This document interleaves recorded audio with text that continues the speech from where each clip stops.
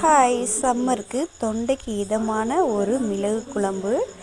இது ரொம்ப டேஸ்ட்டாகவும் இருக்கும், ரொம்ப மருத்துவ குணத்துக்கும் ரொம்ப ஆரோக்கியமாகவும் இருக்கும். அது எப்படி செய்யலான்னு பார்க்கலாம் வாங்க, வீடியோக்குள்ளே போகலாம்.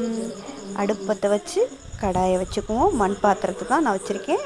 வச்சு அதில் மிளகு, அரிசி, வெந்தயம், சீரகம், மல்லி, காஞ்ச மிளகாய் 2 ஆட் பண்ணி நல்லா அதை வறுத்து எடுத்துக்கலாம். நான் மல்லி உடச்சி தான் வச்சுருக்கேன். நான் எப்போதும் வேக வச்சு குடிப்பேன், அதனால் மல்லி உடச்சி வச்சுருக்கேன். அதில் கருவேப்பிலை சேர்த்து நல்லா அதை வறுத்து எடுத்து வச்சுக்குவோம். வறுத்து வச்சு எடுத்து வச்சுருக்கதை அதை ஒரு தட்டில் எடுத்து ஆற வச்சுக்கலாம். அதே பாத்திரத்தில் நல்லெண்ணெய் ஊற்றி அதில் வெந்தயம் ஆட் பண்ணிக்குவோம்.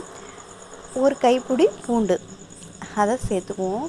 சேர்த்து சின்ன வெங்காயம் ஒரு கைப்பிடி எடுத்து அதில் சேர்த்து நல்லா கலந்துக்கலாம். கலந்து கருவேப்பிலை ஆட் பண்ணிக்குவோம். தக்காளி நான் அரைச்சி தான் ஆட் பண்ணுவேன் எப்போதுமே. அது கொஞ்சம் டேஸ்ட்டாக இருக்கும், அதுக்காக ஆட் பண்ணியிருக்கேன். உங்களுக்கு எப்படி பிடிக்குமோ அந்த மாதிரி நீங்கள் கலந்து எடுத்துக்கோங்க. 2 தக்காளி நம்ம ஆற வச்சுருக்க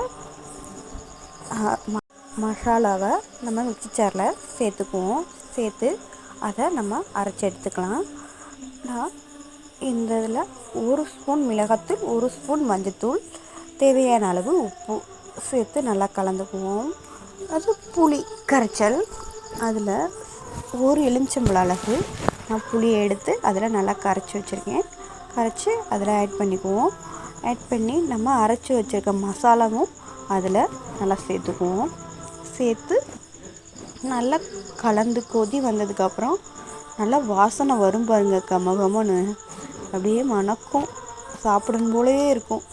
அதை நல்லா கொதி வந்ததுக்கப்புறம் எண்ணெய் பிரிஞ்சு வந்ததுக்கப்புறம் நம்ம சூடான சாதத்தில் நல்லா பிசைஞ்சு சாப்பிட்டா அட்டகாசமாக இருக்கும். தொண்டைக்கும் இதமாக இருக்கும், சளியெல்லாம் பறந்து போயிடும். இது மாதிரி நீங்களும் ட்ரை பண்ணுங்கள். எப்படி இருந்துச்சுன்னு கமெண்டில் சொல்லுங்கள். ஓகேவா? பாய் பாய். எல்லோரும் வாங்க சாப்பிடலாம்.